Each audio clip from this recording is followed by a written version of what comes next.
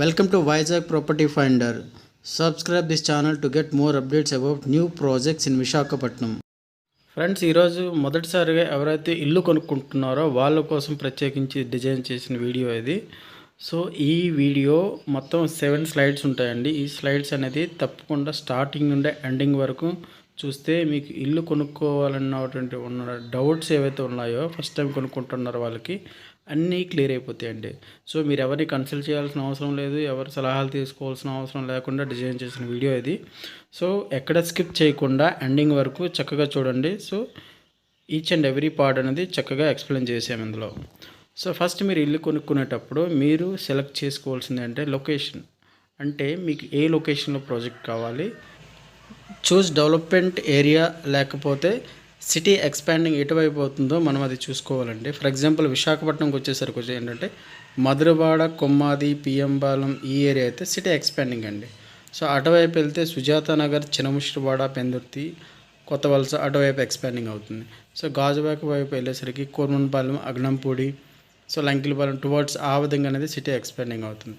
So మీ office దగ్గర నుంచి 25 kilometre లోపల ఉన్న అంటే మీ ఆఫీస్కి మీరు కొనుక్కునే ఇల్లుకి 25 కిలోమీటర్ లోపల ఉన్న డిస్టెన్స్ ఉన్న హౌస్ మాత్రమే సెలెక్ట్ చేసుకోండి.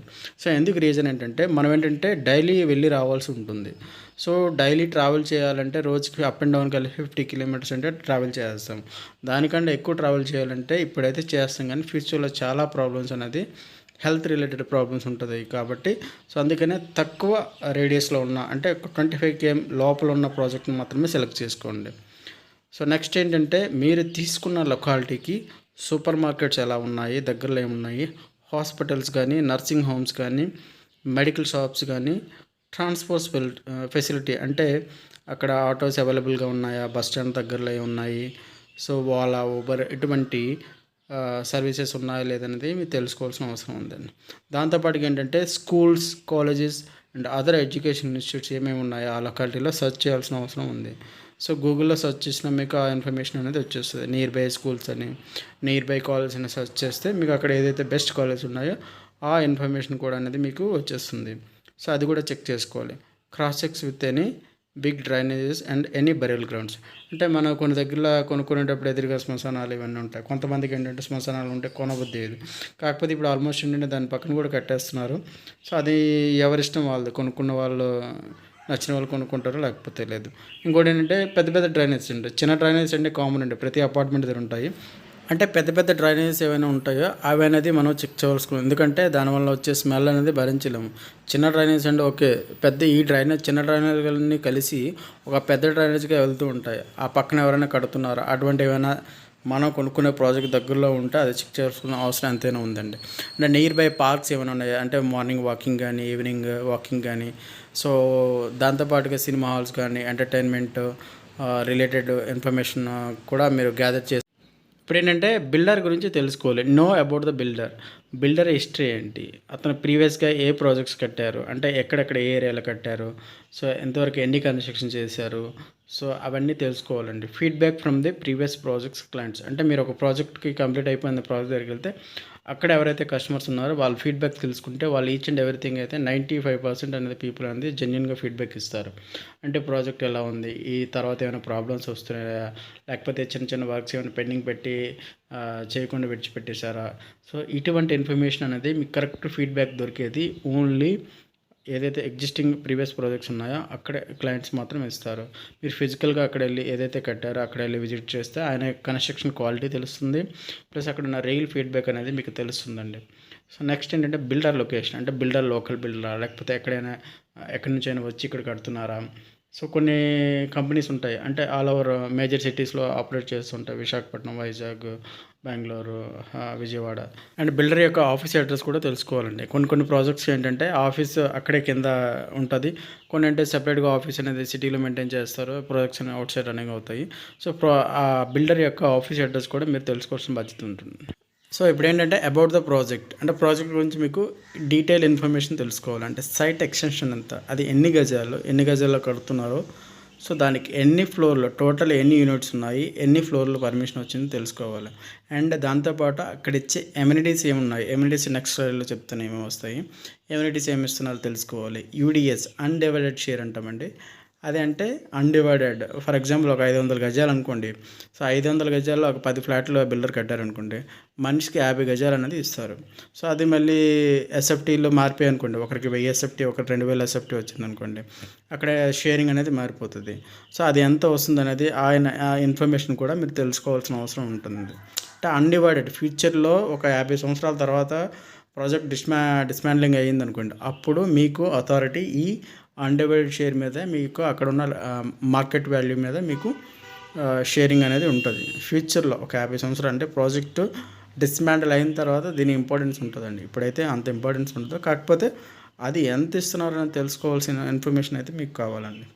సో నెక్స్ట్ ఏంటంటే built-up area, common area, carpet area, plinth area, ఈ ఇన్ఫర్మేషన్ కూడా తెలుసుకోవాలండి. బిల్టప్ ఏరియా అంటే ఫర్ ఎగ్జాంపుల్ ఒక 1000 ఎస్ఎఫ్టీ మీకు బిల్డర్ ఒక డబుల్ బెడ్రూమ్ అని చెప్పారంటే దాన్ని బిల్టప్ ఏరియా అంటారండి. కామన్ ఏరియా అంటే స్టెప్స్, కారిడారు, స్టైర్ కేసెస్, ఇంకా అదర్ ఏవైతే ఉన్నాయో కామన్గా యూజ్ చేసేవి అది కామన్ ఏరియా. సో అదేంటంటే పర్సంటేజ్ అనేది బిల్డర్ టు బిల్డర్ మారుతుంది, ప్రాజెక్ట్ టు ప్రాజెక్ట్ మారుతుందండి. కొంతమంది 20% ఇస్తారు, కొంతమంది 25% ఇస్తారు, కొంతమంది 30% ఇస్తారు. 35% కూడా తీసే ప్రాజెక్ట్స్ కొన్ని ఉన్నాయండి. సో ఆ అది కామన్ ఏరియా ఎంత తీస్తున్నారో అది అనేది తెలుసుకోవాల్సిన బిల్డర్కి అడిగితే చెప్తారండి. బిల్టప్ ఏరియాలో కామన్ ఏరియా తీసేస్తే వచ్చేది కార్పెట్ ఏరియా అండి. కార్పెట్ ఏరియా అంటే ఇన్నర్ వాల్ టు వాల్ ఉండేదండి. అంటే మనం కార్పెట్ వేసుకుని ఎక్కడైతే లివ్ చేయగలమో దాన్నే కార్పెట్ ఏరియా అని కూడా అంటారండి. So inner wall to wall అండి. ప్లింత్ ఏరియా అంటే ఎక్స్టర్నల్ వాల్ టు వాల్ అండి. సో దీనికి కార్పెట్కి ప్లింత్ ఏరియాకి పెద్ద వేరియేషన్ ఏమి ఉండదు. నెక్స్ట్ ఏంటంటే ప్రాజెక్ట్ కంప్లీషన్ టైం అనేది కూడా మీరు బిల్డర్ని అడిగి తెలుసుకోవాలి. అంటే ఎన్ని రోజులు ప్రాజెక్ట్ ఇంకా స్టార్ట్ చేయకపోతే ఎప్పుడు స్టార్ట్ చేస్తారు, స్టార్ట్ చేసి ఆల్రెడీ రన్నింగ్లో ఉంటే ఎప్పటి వరకు హ్యాండ్ ఓవర్ చేస్తారు అనేది మీరు క్లియర్ కట్గా తెలుసుకోవాలండి. ప్రాజెక్ట్ స్పెసిఫికేషన్స్ అనేది కూడా మీరు తెలుసుకోవాలి. అంటే ప్రాజెక్ట్లో ఏ మెటీరియల్ వాడుతుంది, ఇది నెక్స్ట్ స్లైడ్లో వస్తుంది. దాని స్పెసిఫికేషన్స్ అంటే డీటెయిల్గా ఏమేమి ఇస్తారో అవన్నీ తెలుసుకోవాల్సిన బాధ్యత కూడా ఉంటుంది. Check the ventilation of the flat. అంటే మీరు ఏదైతే అనుకుంటున్నారో ఫ్లాట్, ఫర్ ఎగ్జాంపుల్ ఒక 5 ఫ్లోర్లో ఏ ఫ్లాట్ అయితే సెలెక్ట్ చేసుకుంటున్నారో ఆ ఫ్లాట్ దగ్గరికి వెళ్ళి ఖచ్చితంగా చూడండి. అంటే ఒకటే ఉంటుంది, టాప్ టు బాటమ్ ఒకటే ప్లాన్ ఉంటుంది. బట్ మీరు ఏ ఫ్లోర్ అయితే సెలెక్ట్ చేసుకున్నారో ఆ ఫ్లోర్కి వెళ్ళి తప్పకుండా అక్కడ వెళ్ళి చూడండి. ఇన్ కేస్ అది కన్స్ట్రక్షన్లో ఉంటే డెఫినెట్లీ అక్కడికి వెళ్ళి చూడడం వల్ల ఏమవుతుందంటే మీకు ఒక ఐడియా వస్తుంది. ఇక్కడ హాల్ వస్తుంది, దీనికి వెంటిలేషన్ ఇలా ఉంటుంది. సో వెంటిలేషన్ ఫ్యూచర్లో ఏమైనా వెంటిలేషన్ ప్రాబ్లం వచ్చే అవకాశం ఏమైనా ఉందా అంటే ఎదురుగా సో సెట్ బ్యాక్స్ ఏమైనా తక్కువ ఉంటాయి, ఎదురుగా ఎవరైనా కన్స్ట్రక్షన్ చేస్తే మనకి వెంటిలేషన్ ప్రాబ్లం వచ్చింది అంటే మీరు ఆ ఫ్లాట్ దగ్గరికి వెళ్ళి ఫిజికల్గా చూస్తే మీకు ఒక ఐడియా వచ్చేస్తుంది. ఫ్యూచర్లో ఎటువంటి ప్రాబ్లం రాదు. వెంటిలేషన్ అనేది అన్ని కార్నర్స్కి అంటే బెడ్రూమ్స్ కానీ, కిచెన్కి కానీ, హాల్కి కానీ ఎటువంటి వెంటిలేషన్ ప్రాబ్లం లేదు. అంటే ఇంత ఇల్లు కొనుక్కున్నది వెంటిలేషన్ బాగుండాలనేది, చీకటిగా ఉండాలని ఎవరు కొనుక్కోరు. అంటే ఫ్లాట్కి వచ్చేసరికి ఏదో కార్నర్లో చీకటిగా వెంటిలేషన్ తక్కువ ఉంటుంది అలా. సో మొత్తం మీకు వెంటిలేషన్ కావాలంటే కార్నర్ ఫ్లాట్స్ కానీ కొన్ని ఎక్కువ ఫ్లాట్కి ఫ్లాట్ మీద గ్యాప్ ఉన్న ఫ్లాట్స్లో అయితే మాత్రం అవైలబుల్గా అవకాశం ఉంటుంది. చిన్న దాంట్లో అయితే అంటే ఏదో ఒక కార్నర్లో వెంటిలేషన్ అనేది తక్కువ ఉంటుంది. ఇంకోటి అంటే కొంతమందికి వాస్తు గురించి చూసుకునే వాళ్ళైతే కంపల్సరీగా మీరు ఏదైతే వాస్తు ఉందో అది చూసుకోండి. అంటే మీకు ఫేసింగ్ కూడా ఏ ఫేసింగ్ సెట్ అవుతుందో, ఈస్ట్, నార్త్, వెస్ట్, సౌత్ ఏదైతే మీకు సూట్ అవుతుందో ఆ ఫేసింగ్ ఫ్లాట్ అనేది మాత్రమే సెలెక్ట్ చేసుకోండి. అంటే వాస్తుపరంగా అనుకున్న వాళ్ళైతే, వాస్తు గురించి పట్టించుకునే వాళ్ళైతే అవసరం లేదు రండి పాయింట్. సో నెక్స్ట్ ఏంటంటే మీరు కొనుక్కున్న ఫ్లాట్ అనేది అది ల్యాండ్ ఓనర్దా లేకపోతే బిల్డర్దా అనేది క్లియర్ కట్గా తెలుసుకోండి. అంటే కొంతమంది ల్యాండ్ డెవలప్మెంట్కి ఇచ్చినప్పుడు వాళ్ళు కొన్ని ఫ్లాట్లు ఉంటాయి, ఆ ఫ్లాట్లు కూడా బిల్డర్కి అమ్మని చెప్తూ ఉంటారు. అందుకనే మీరు అది డెవలప్మెంట్ అగ్రిమెంట్ అనేది ఒకటి ఉంటుంది. ఆ అగ్రిమెంట్లో అనేది ల్యాండ్ ఓనర్కి ఏ ఫ్లాట్స్ వచ్చాయి, బిల్డర్కి ఏ ఫ్లాట్స్ వచ్చాయని క్లియర్ కట్గా ఉంటుంది. ఇప్పుడు మీరు తెలుసుకోవాల్సింది ఏంటంటే అప్రూవల్స్ గురించి. అంటే ఈ ప్రాజెక్ట్కి ఏ అప్రూవల్స్ వచ్చాయన్నది క్లియర్ కట్గా తెలుసుకోవాలండి. అంటే బిల్డర్ ఏంటంటే did the approval came or yet to come అంటే ఈ ప్రాజెక్ట్కి అప్రూవల్స్ వచ్చేసాయా లేకపోతే ఇంకా అప్లై చేశారా, అప్లై చేసిన తర్వాత రావాల్సి ఉందా అనేది బిల్డర్కి క్లియర్గా మీరు అడిగితే చెప్తారండి. సో లింక్ డాక్యుమెంట్ల ప్రాపర్టీ అంటే లింక్ డాక్యుమెంట్స్ అంటే ప్రాపర్టీ యొక్క ఎప్పుడైనా 25 సంవత్సరాల నుంచి ప్రాపర్టీ ఎవరెవరి చేతిలో మారింది, సో ఎంతమంది దాన్ని ట్రాన్సాక్షన్ చేశారనేది ఆ ప్రాపర్టీ లింక్ డాక్యుమెంట్లు అనేది మినిమం 25 ఇయర్స్ది కావాలండి. సో నెక్స్ట్ ఏంటంటే plan and proceeding approved from the GVMC or GHMC or VGMT. అంటే ఏదైతే మన ఫర్ ఎగ్జాంపుల్ విశాఖపట్నం కొనుక్కోండి, ఇక్కడ జీవీఎంసీ ఇస్తుందండి, గ్రేటర్ విశాఖ మున్సిపల్ కార్పొరేషన్ అనేది ప్లాన్ అండ్ ప్రొసీడింగ్ ఇస్తుందండి. సో వాళ్ళు ఇచ్చిన ప్లాన్ అండ్ ప్రొసీడింగ్ ప్రకారమే కట్టాలి. అదే హైదరాబాద్లో అయితే జిహెచ్ఎంసీ ఉంటుంది, అది విజయవాడ అనుకోండి విజిఎంటీ అని ఉంటుందండి. సో రెరా అప్రూవల్ ఉందా లేదా, ఇప్పుడు ఇంతవరకు అయితే రెరా లేదు, కానీ ఇప్పుడు ఏంటంటే కొత్తగా కడుతున్న ప్రాజెక్ట్స్కి మాత్రం ప్రతిదానికి రెరాలా ఉందా లేదా. రెరా అంటే రియల్ ఎస్టేట్ రెగ్యులేటరీ అథారిటీ, దీని గురించి సపరేట్ ఒక వీడియో చేస్తానండి. సో ఇందులో కొంచెం చెప్తానండి.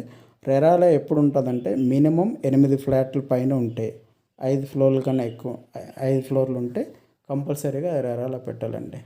రెరాలో పెట్టడం వల్ల బెనిఫిట్స్ ఏంటంటే కొన్ని కన్సర్న్స్ ఉంటాయి. ఏంటంటే క్వాలిటీ పరంగా ఎక్కడ కాంప్రమైజ్ అవ్వరు, హ్యాండ్ ఓవర్ టైం ఇవన్నీ క్లియర్ కట్గా ఉంటాయి. సో దాని గురించి సపరేట్ వీడియో చేస్తారండి. So bank loans next part ఏంటంటే బ్యాంక్ లోన్స్ అప్రూవల్ ఉందా, ఉంటే ఏ బ్యాంక్స్ ఉన్నాయి, ఏ బ్యాంక్స్లో చేయిస్తున్నారు. సో మ్యాక్సిమం ఎప్పుడైనా మీరు గుర్తుపెట్టుకోవాల్సింది ఏంటంటే ఎనీ నేషనలైజ్ బ్యాంక్లో లోన్స్ చేస్తేనే మీరు ఆ ప్రాపర్టీ లెగాలిటీ బాగుంటుందని ఒక బండ గుర్తుంది. ఫర్ ఎగ్జాంపుల్ ఎస్బీఐ కానీ, బ్యాంక్ ఆఫ్ బరోడా కానీ, ఎల్ఐసి కానీ ఇటువంటి నేషనలైజ్ దీంట్లో చేసుకుంటే మీకు ఏంటంటే ఇంకోటి ఏంటంటే ఎనీ డీవియేషన్స్ ఇన్ కన్స్ట్రక్షన్. అంటే కొంతమంది ఏంటంటే ఫ్లోర్కి ఒక ఫ్లాట్ తీసుకొని 2 ఫ్లాట్లు కడతారు, అంటే చాలా రేర్ కేసులో కడతారులేండి. డైరెక్ట్గా మనం అడగలేము ఎనీ డీవియేషన్స్ ఉందని, కానీ ఏంటంటే ఇది ఏంటంటే ప్రైవేట్ బ్యాంక్స్ కానీ అలాంటి బ్యాంక్స్లో పెట్టినప్పుడు సో మనకు అర్థమైపోతుంది. ఈ ప్రైవేట్ బ్యాంక్స్లో లైక్ టాటా క్యాపిటల్లో, వేరే ఇండియా బుల్స్ ఇలాంటి దాంట్లో పెట్టినప్పుడు ఏంటంటే లోన్కి వెళ్తాం అనుకుంటే అక్కడ ఏంటంటే ఫ్లోర్ డీవియేషన్ ఉంటుందండి. అంటే ఇది డైరెక్ట్గా అడిగితే కొంతమంది ఇష్టపడరు. సో ఎటువంటి డీవియేషన్ లేదా ఉందో లేదని కొంచెం మీరు అది టాక్టిక్గా తెలుసుకోవాల్సి వస్తుందండి. సో నెక్స్ట్ ఏంటంటే ఈసీ అంటారండి, ఇన్కమ్ రేషియో సర్టిఫికేట్, అది కూడా మీరు మీ సేవలో అప్లై చేసుకుంటూ వచ్చేస్తుంది. సో మార్టగేజ్ ఫ్లాట్స్ ఏమైనా ఉన్నాయి. సో మార్టగేజ్ అంటే ఏంటంటే తనఖా అండి. తనఖా ఎవరికి పెడతారంటే ఇక్కడ బిల్డర్ అనేవాడు జీవీఎంసీకి ఫర్ ఎగ్జాంపుల్ ఒక 10 ఫ్లాట్స్ కడితే అందులో 10% అంటే ఒక ఫ్లాట్ జీవీఎంసీకి మార్టగేజ్ చేయాలండి. సో మార్టగేజ్ ఎందుకు చేయాలంటే ఫర్ ఎగ్జాంపుల్ ఒక 9 ఫ్లాట్లు తనకు అమ్ముకోవడానికి ఛాన్స్ ఉంటుంది, ఈ ఒక ఫ్లాట్ అనేది తనకు అమ్మడానికి ఛాన్స్ ఉండదు. సో ఇది ఏం చేస్తారంటే ఈ ఫ్లాట్లన్నీ రెడీ అయిపోయాక అమ్మడానికి బిల్డర్కి ఛాన్స్ ఇస్తుందండి.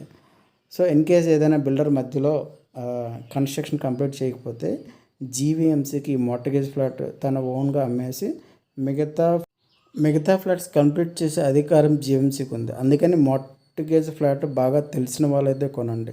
మార్టగేజ్ ఫ్లాట్కి ఏంటంటే జిఎస్టీ ఉండదు, కానీ సో బాగా తెలిసిన వారు బిల్డర్ కంప్లీట్ చేస్తారు అనుకుంటేనే కొనాలి. ఎందుకంటే ఆల్రెడీ తనఖాలో ఉన్న ప్రాపర్టీని మళ్ళీ వేరే వాళ్ళు కొనకూడదు, అమ్మకూడదు, ఇది చట్టరీత్యా నేరం. సో అందుకనే మార్టగేజ్ ఫ్లాట్స్ కొనేటప్పుడు చాలా జాగ్రత్తగా ఉండండి. బాగా తెలిసిన వాళ్ళు అయితేనే మార్టగేజ్ ఫ్లాట్కి వెళ్ళండి. నెక్స్ట్ ఏంటంటే ఎన్ఓసి అంటే నో అబ్జెక్షన్ సర్టిఫికేట్. ఇది ఎప్పుడు వస్తుందంటే ప్రాజెక్ట్ ఇన్ కేస్ ఆ ప్రాజెక్ట్ కంప్లీషన్ స్టేజ్లో ఉంటే అది ఎన్ఓసి వచ్చిందో రాలేదనేది తెలుసుకోవాల్సి ఉంటుంది. నెక్స్ట్ ఏంటంటే పిఎంఏవై స్కీమ్, ప్రధానమంత్రి ఆవాస్ యోజన స్కీమ్ అండి ఇది. సో గవర్నమెంట్ అనేది సబ్సిడీ కింద ఇస్తుందండి ఇది. నెక్స్ట్ ఏంటంటే ప్రైసింగ్ అండి. Know the market of the locality, అంటే చుట్టుపక్కల ఉన్న మార్కెట్ని ఎంక్వైరీ చేయండి. అక్కడ ఎసెప్టిక్ ఏ బిల్డర్ ఎంత అమ్ముతున్నారు ఇదంతా క్లియర్ కట్గా స్టడీ చేయండి. ఒక 5 to 6 ప్రాజెక్ట్స్ అనేది అక్కడ లోకల్లో ఎంక్వైరీ చేస్తే మీకు అక్కడ ఏ రేంజ్లో ఉంది అనేది ఒక ఐడియా వచ్చేస్తుంది. ఒకటండి, బిల్డర్ అందరూ ఒక యూనిటీ ఉంటుందండి, వాళ్ళకి అసోసియేషన్ ఉంటుందండి. ఒక ప్రాజెక్ట్ స్టార్ట్ చేస్తున్నారంటే ప్రతి ఒక్కరికి ఆ ఇన్ఫర్మేషన్ ఉంటుంది. సో ఎస్ఎఫ్టీలో అయితే మ్యాక్సిమం ఎక్కడైనా ఉంటే ఒక 100 నుంచి 200 రూపాయలు వేరియేషన్ ఉంటుంది తప్ప ఎక్కువ డిఫరెన్స్ అనేది ఒక లొకాలిటీలో ఒక ఫర్ ఎగ్జాంపుల్ మధురవాడ అనుకోండి, మధురవాడలో ఒక 100 రూపాయల నుంచి 200 రూపాయలు అంటే డిస్టెన్స్ బట్టి మళ్ళీ లోపలికి వెళ్ళే రేట్లు మారిపోతాయి. కాకపోతే దగ్గర ఉన్న ప్రాజెక్టులు అయితే ఒకటే ప్రైస్ ఉంటుందండి. ఒక 100 రూపాయలు బిల్డర్ క్వాలిటీ బట్టి అటు ఇటు తగ్గుతుంది తప్ప పెద్ద మ్యాక్సిమం వేరియేషన్ అయితే ఉండదండి. సో ఎస్ఎఫ్టీ కాస్ట్ తెలుసుకోవాలి. దాంతోపాటు ఏంటంటే ఎమ్యూనిటీస్కి ఏమైనా ఎక్స్ట్రా ఛార్జ్ చేస్తున్నారా. సో ఎమ్యూనిటీస్ అంటే car parking, lift, generator, CCTVs ఇవన్నీ ఉంటాయి కదండి, దానికోసం ఏమైనా సపరేట్గా ఛార్జ్ చేస్తున్నారా, ఇంక్లూడింగ్ ఎస్ఎఫ్టీలోనే ఇస్తున్నారా అనేది తెలుసుకోవాలి. జిఎస్టీ అనేది ఎంత పర్సెంటేజ్ చేస్తున్నారు, 5% లేకపోతే 1%? సో వైట్ పేమెంట్ మీద ఛార్జ్ చేస్తున్నారా లేకపోతే అంటే డీటెయిల్గా తెలుసుకోండి జిఎస్టీ ఎంత పే చేయాలి అనేది. సో నెక్స్ట్ ఏంటంటే కార్పస్ ఫండ్ అండి. కార్పస్ ఫండ్ అంటే బిల్డింగ్ మెయింటెనెన్స్ కోసం ఏదైతే ఎవరైతే కొనుక్కుంటారో ఫ్లాట్ మెంబర్స్ అందరి దగ్గర ఫండ్ కలెక్ట్ చేసి మళ్ళీ అసోసియేషన్ ఏర్పాటు చేసి ఆ ఫండ్ అనేది వాళ్ళకే ఇచ్చేస్తారండి. సో ఇదేంటంటే ఫ్యూచర్లో ఒక 5 years తర్వాత బిల్డింగ్కి ఏమైనా పెయింట్ చేయాల్సి వస్తే ఈ ఏదైతే కార్పస్ ఫండ్స్ ఫర్ ఎగ్జాంపుల్ ఒక 10 ఫ్లాట్లు ఉన్నాయండి, ఫ్లాట్కి 50,000 అనుకోండి, 5 లక్షలు ఉంటుందండి. ఈ 5 లక్షల నుంచి వచ్చే ఇంట్రెస్ట్ పార్ట్ని ఒక 5 సంవత్సరాల తర్వాత ఆ వచ్చే ఇంట్రెస్ట్తోనే అక్కడ ఉన్న రిపేర్స్ కానీ ఏమైనా ఉంటే దాంతో చేయిస్తారండి.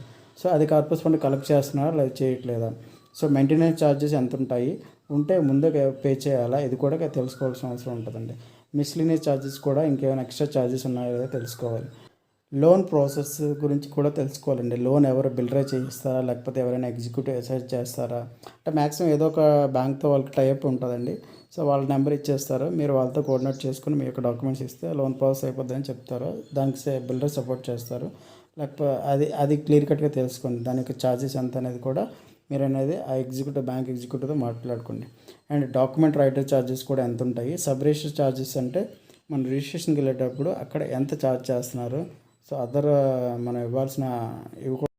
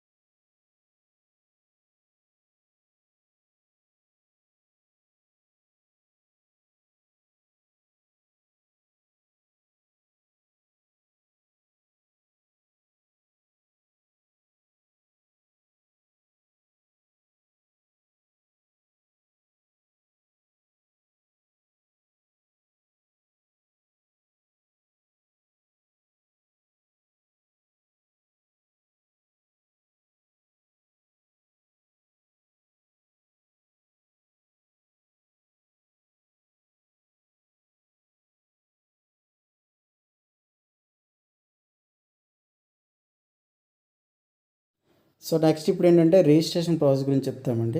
సో మనకు ఫ్లాట్ అంతా ఓకే అయిపోయింది, ఇప్పుడు వచ్చేసాము ఫ్లాట్ కొనాలనుకుంటున్నాము. సో అప్పుడు ఏంటంటే ఇనీషియల్గా ఒక 10% ఇస్తే బిల్డర్ అనేది అగ్రిమెంట్ ఇస్తారండి. సో నార్మల్గా ఎప్పుడు పేమెంట్ చేసేటప్పుడు చెక్ ద్వారా లేదా ఆన్లైన్లో నెఫ్ట్ ద్వారా చేయండి. సో ఆ పేమెంట్ అనేది ఆ 10% కాగానే అగ్రిమెంట్ రాస్తారండి. అగ్రిమెంట్ అంటే సో ఫర్ ఎగ్జాంపుల్ ఒక 50 లక్షల ఫ్లాట్ అనుకోండి, ఒక 5 లక్షల 10% అంటే 5 lakhs ఇచ్చారు, ఇంకా 45 లక్షలు ఇవ్వాలనేది మ్యూచువల్ అగ్రిమెంట్ ఉంటుంది, మీకు బిల్డర్కి అగ్రిమెంట్ ఉంటుంది. ఆ అగ్రిమెంట్లో కూడా మీరు ఏదైతే ట్రాన్సాక్షన్ చేశారో చెక్ నెంబర్ అయితే చెక్ నెంబరు, ఆన్లైన్ నెంబర్ అయితే ఆన్ నెంబర్ కంపల్సరీగా రాయించుకోవాలి. ప్లస్ మీ యొక్క Aadhaar card, pan card details అనేది క్రాస్ వెరిఫై చేసుకోండి. అండ్ ఇంకోటి అగ్రిమెంట్లో చెక్ చేసుకోవాల్సింది ఏంటంటే మీ యొక్క ఫ్లాట్ నెంబరు అండ్ బౌండరీస్ ఉంటాయండి, సరిహద్దులు అంటారు, అంటే ఈస్ట్ వైపు ఏమొస్తుంది, నార్త్ వైపు ఏముంటుంది. సో ఈ బౌండరీస్ అనేది కూడా చెక్ చేసుకోవాలి. అండ్ ఏ ఫ్లోర్లో ఉంది ఫ్లాట్ నెంబర్ కూడా ఇవి క్లియర్ కట్గా చెక్ చేసుకోవాలండి. సో నెక్స్ట్ ఏంటంటే అగ్రిమెంట్ అయిపోయిన తర్వాత సేల్ లీడ్ అంటారండి. సేల్ లీడ్ అంటే నథింగ్ బట్ ఏంటంటే గవర్నమెంట్ వాల్యూ ఏదైతే ఉందో, ఫర్ ఎగ్జాంపుల్ మధురవాడలో 2,500 నుంచి 3,000 మధ్యలో గవర్నమెంట్ వాల్యూ ఉందండి. సో గవర్నమెంట్ వాల్యూ అనేది గవర్నమెంట్ డిసైడ్ చేస్తుందండి. ఫర్ ఎగ్జాంపుల్ మధురవాడలో ఇదే ఉంది కదా, అదే మీరు గాజువాక్కి వెళ్తే 1,800 ఉంటుంది, 2,000 ఉంటుందండి. సో మళ్ళీ మీరు సిటీలో MVP సీతందార్లో తీసుకుంటే 4,000 నుంచి 3,500 నుంచి 4,500 మధ్యలో ఉంటుందండి. అంటే ఏరియా టు ఏరియా అనేది మారుతుందండి. సో దాని బేస్ మీద రిజిస్ట్రేషన్ ఛార్జెస్ అనేవి ఉంటాయండి. ఫర్ ఎగ్జాంపుల్ మధురవాడలో అనుకోండి ఒక 1000 అసెప్ట్ మీరు కొన్నారు, అక్కడ గవర్నమెంట్ వాల్యూ 2,500, అంటే మీ యొక్క గవర్నమెంట్ వాల్యూ 25 లక్షలు. 25 లక్షలకి మీరు 7.5% అనేది స్టాంప్ డ్యూటీస్ అంటే ఆన్లైన్ చలానా అనేది తీయాలండి. నెక్స్ట్ ఏంటంటే కన్స్ట్రక్షన్ అగ్రిమెంట్. అంటే కన్స్ట్రక్షన్ అగ్రిమెంట్ కూడా ఎప్పుడు ఇస్తారంటే ఇంకా మీ ప్రాజెక్ట్ అనేది కన్స్ట్రక్షన్లో ఉంది, ఇంకా అలాంటప్పుడు కన్స్ట్రక్షన్ అగ్రిమెంట్ పెడతారండి. అప్పుడు ఈ కన్స్ట్రక్షన్ అగ్రిమెంట్ ఎలా వస్తుందంటే ఫర్ ఎగ్జాంపుల్ మీకు చెప్పాను 25 లక్షలు సేల్ డీడ్ అని, 25 లక్షలని 2 విధాలుగా డివైడ్ చేస్తారు. ఒక 10 లక్షలు సేల్ డీడ్, ఆ 15 లక్షలు కన్స్ట్రక్షన్ అగ్రిమెంట్ కింద పెడతారు. అప్పుడు స్టాంప్ డ్యూటీస్ ఎలా ఉంటాయంటే 10 లక్షలకి 7.5% కట్టాలి, కన్స్ట్రక్షన్ అగ్రిమెంట్కి ఓన్లీ 1% స్టాంప్ డ్యూటీస్ కట్టాలండి. సో దీనివల్ల ఏంటంటే రిజిస్ట్రేషన్ ఛార్జెస్ అనేది మీకు తగ్గుతుంది. అడిషనల్ అగ్రిమెంట్ ఉంటుందండి. అడిషనల్ అగ్రిమెంట్ ఎప్పుడు మనకి వస్తుందంటే మీరు లోన్ ఎక్కువ కావాలి అనుకుంటే నార్మల్గా గవర్నమెంట్ వాల్యూకి లోన్ ఇస్తారండి. లోన్ పార్ట్ ఎక్కువ కావాలి అనుకుంటే for example me project government cost 25 లక్షలు, కానీ అక్కడ మార్కెట్ కాస్ట్ ప్రకారం మీరు కొనుక్కున్నది ఎంతకి 40 లక్షలు కొన్నారు అంటే 15 లక్షలు వేరియేషన్ ఉంటుంది. సో మీకు 40 లక్షల్లో 90% లోన్ కావాలి అనుకుంటే ఎడిషనల్ అగ్రిమెంట్ అని ఇస్తారండి బిల్డర్. ఎడిషనల్ అగ్రిమెంట్ వేరే వాళ్ళ పేరు మీద ఇస్తారు, బాగా తెలిసిన వాళ్ళ పేరు మీద ఇస్తారు. ఎందుకంటే బ్యాంక్ అనేది చెక్ వాళ్ళ పేరు మీద వస్తుంది. ఫర్ ఎగ్జాంపుల్ మీరు ఎడిషనల్ అగ్రిమెంట్లు ఏముంటాయంటే, నేను కబోర్డ్స్ ఇంకా బాగా చేయించుకుంటున్నాను, ఎలక్ట్రికల్ స్విచెస్ అనేవి హై ఎండ్ వాడుతున్నాను, లేకపోతే ఇంకేమైనా మాడ్యులర్ కిచెన్లో హై ఎండ్ ఇంకేమైనా అంటే బిల్డర్ ఇచ్చేదానికంటే ఎక్కువ నేను పెట్టుకుంటున్నాను అని చూపించుకొని చేసుకునేదే అడిషనల్ అగ్రిమెంట్. అంటే ఎక్స్ట్రా వర్క్ చేసుకుంటున్నాను, దానికి నాకు ఎక్స్ట్రా అమౌంట్ కావాలి అనేది ఓన్లీ ఎక్స్ట్రా ఎక్కువ లోన్ కావాలనుకున్న వాళ్ళకి మాత్రమే అడిషనల్ అగ్రిమెంట్ అండి. అడిషనల్ అగ్రిమెంట్ ఎప్పుడు రిజిస్ట్రేషన్ అవ్వదండి ఇది, ఓకేనా. నెక్స్ట్ వచ్చేసరికి అదర్ పేమెంట్స్ ఇంకేమైనా మీరు పే చేయాలని అడగాలండి. లోన్ ప్రాసెస్ అండ్ ఛార్జెస్ అనేది మీకు ఆల్రెడీ చెప్పాను. ఎగ్జిక్యూటివ్ దగ్గర క్లియర్గా కనుక్కోండి ఎంత ఛార్జ్ చేస్తున్నారో, ప్రాసెసింగ్ ఫీ ఎంత, ఇంకేమైనా అదర్ ఛార్జెస్ ఉన్నాయా, ఇన్సూరెన్స్ కూడా తీసుకుంటున్నారా. కొన్ని బ్యాంక్స్ ఏంటంటే ఇన్సూరెన్స్ కూడా అంటే 25 లక్షలు అనుకుంటే ఒక 2 లక్షలు ఎక్స్ట్రా ఉంటుంది, అంటే అది ఇన్సూరెన్స్ కింద చూపిస్తారు. అది ఆ ఇన్సూరెన్స్ కూడా ఉందా లేకపోతే ఇన్సూరెన్స్కి అప్లై చేయట్లేదా అనేది కూడా తెలుసుకోవాలి. సో నెక్స్ట్ ఏంటంటే ఇది ప్రొసీజర్ అంటే. నెక్స్ట్ ఇంకోటి చెప్పాల్సిందంటే పిఎంఏవై స్కీమ్ కూడా అప్లై చేయండి అండి. ప్రధానమంత్రి ఆవాస్ యోజన స్కీమ్ అండి. అది వాళ్ళ ఎలిజిబిలిటీ ఉందా లేదనేది వాళ్ళు కొన్ని కండిషన్స్ ఉంటాయండి. ఆ కండిషన్స్లో మీరు సూటబుల్ అయితే మీకు ఉందా లేదనేది వాళ్ళు చెప్పేస్తారండి. సో నెక్స్ట్ ఏంటంటే లోన్ ప్రాసెస్ ఎలా స్టార్ట్ అవుతుందంటే అగ్రిమెంట్స్ ప్లస్ మీ యొక్క ప్రాపర్టీ యొక్క లింక్ డాక్యుమెంట్స్, మీ యొక్క ఇన్కమ్ సర్టిఫికేట్స్ ఏదైతే ప్లే స్లిప్స్ కానీ ఫామ్ 16 ఇవన్నీ డాక్యుమెంట్స్ ఉంటాయి కదా, ఈ 3 సెట్లు కూడా బ్యాంక్ అనేది బిల్డర్ ఇస్తారండి. బిల్డర్ నథింగ్ బట్ ఏంటంటే ఎగ్జిక్యూటివ్ ఇస్తారండి. ఎగ్జిక్యూటివ్ ఇచ్చిన తర్వాత మీ యొక్క ఎలిజిబిలిటీ చెక్ చేస్తారండి. ఫస్ట్ మీకు ఏమైనా సిబిల్లో ప్రాబ్లం ఉందా, లేకపోతే ఏమైనా చెక్ బౌన్స్లు ఉన్నాయా, ఇంకేమైనా ఎక్స్ట్రా లోన్స్ ఉన్నాయా, మీకు ఇన్కమ్ ఎంత వస్తుంది, మీకు ఎంతవరకు లోన్ ఇవ్వచ్చు, ఇవన్నీ చెక్ చేస్తారండి. సో నా సలహా ఏంటంటే మీరు ముందుగానే మీ యొక్క ఎలిజిబిలిటీని ఎంత లోన్ వస్తుందని ముందే చెక్ చేసుకున్న తర్వాత పేమెంట్ అనేది చేయండి. సో ఎందుకంటే ముందే చెక్ చేస్తారు, మన ఇన్కమ్ బట్టి బ్యాంకర్కి చెప్తే వాళ్ళు ఎంతవరకు లోన్ వస్తుందని ముందే చెప్పేస్తారు. సో ముందే మీరు క్రాస్ చెక్ చేసుకున్న తర్వాత పేమెంట్స్ అనేది ప్రొసీడింగ్ అవ్వండి. సో నెక్స్ట్ ఏంటంటే ఈ 3 డాక్యుమెంట్లు ఇచ్చిన తర్వాత ఏమవుతుందంటే, ఫస్ట్ ఏంటంటే మీ ఎలిజిబిలిటీ అయిపోయిన తర్వాత నెక్స్ట్ లెవెల్ ఏంటంటే లెగాలిటీ చెకింగ్ అండి. ఏదైతే బ్యాంక్ ఉన్నదో ఆ బ్యాంక్ అనేది వాళ్ళ ప్యానల్ అడ్వకేట్కి ఈ ప్రాపర్టీ లింక్ డాక్యుమెంట్లు ఇస్తారు. అతను లీగల్ రిపోర్ట్ అంతా ఓకే అనుకుంటే నెక్స్ట్ ఆ రిపోర్ట్ మళ్ళీ బ్యాంక్ వస్తుంది. బ్యాంకర్ అనేవాడు వాల్యూయర్కి పంపిస్తాడండి. మీ యొక్క ప్రాజెక్ట్ ఎక్కడైతే కొనుక్కున్నారో అక్కడ వాల్యూయర్ వెళ్తాడు. ఈ ప్రాపర్టీకి ఎంత వాల్యూ ఇవ్వచ్చు ఏంటి అనేది క్లియర్గా చెప్పి వాల్యుయేషన్ రిపోర్ట్ ఇస్తాడండి. ఈ లెగాలిటీ రిపోర్టు, వాల్యుయేషన్ రిపోర్టు, మీ యొక్క ఎలిజిబిలిటీ రిపోర్టు 3 అయిపోయిన తర్వాత అప్పుడు శాంక్షన్ అవుతుందండి.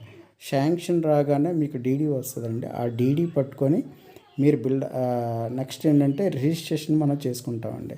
డీడీ ప్లస్ మీరు ఎంత కట్టారు అంటే మీకు ఎంత లోన్ వచ్చింది, మీరు ఎంత కట్టారు, సో ఇంకా ఎంత బ్యాలెన్స్ ఉంది అనేది ఆ రోజే రిజిస్ట్రేషన్ ముందు రోజే క్లియర్ చేసేయాలండి. కొంతమంది బిల్డర్స్ ఏంటంటే సపోర్ట్ చేస్తారు, పోస్ట్ డేట్ చెక్స్ తీసుకొని ఇంకా 2-3 మంత్స్ తర్వాత మీరు ఇచ్చేయండి మిగతా అమౌంట్ నో ప్రాబ్లం అంటారు. కొంతమంది ఏంటంటే ముందే క్లియర్ చేసేయాలని పట్టుబడుతుంటారు.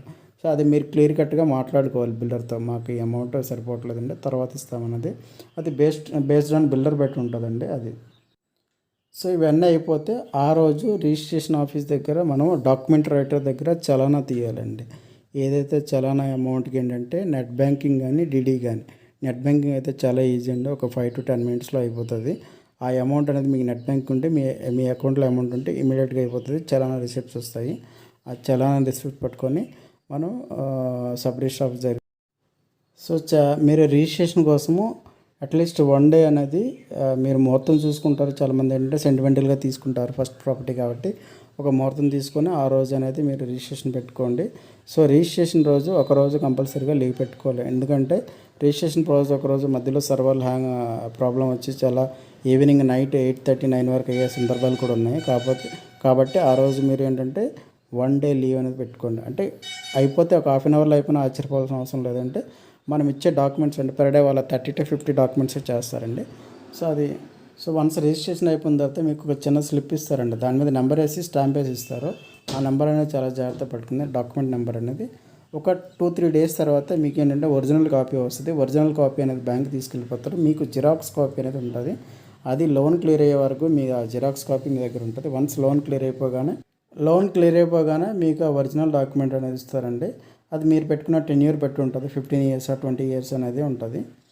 అంటే జనరేటర్ ఉందా లేదా, జనరేటర్ బ్యాకప్ అనేది కామన్ ఏరియాస్కి ఇస్తారా, లేకపోతే ఇంట్లో కూడా ఫ్యాన్స్కి లైట్స్కి వీటికి కూడా ఇస్తున్నారా?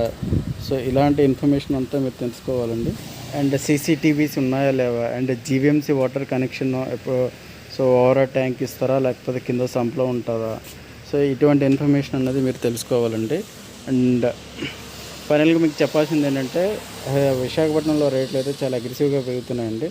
So this is the right time to buy property అండి. అంటే అపార్ట్మెంట్ కొనుక్కోవాలనుకుంటే కరెక్ట్ టైం ఇది. So thank you for watching అండి. Subscribe my channel.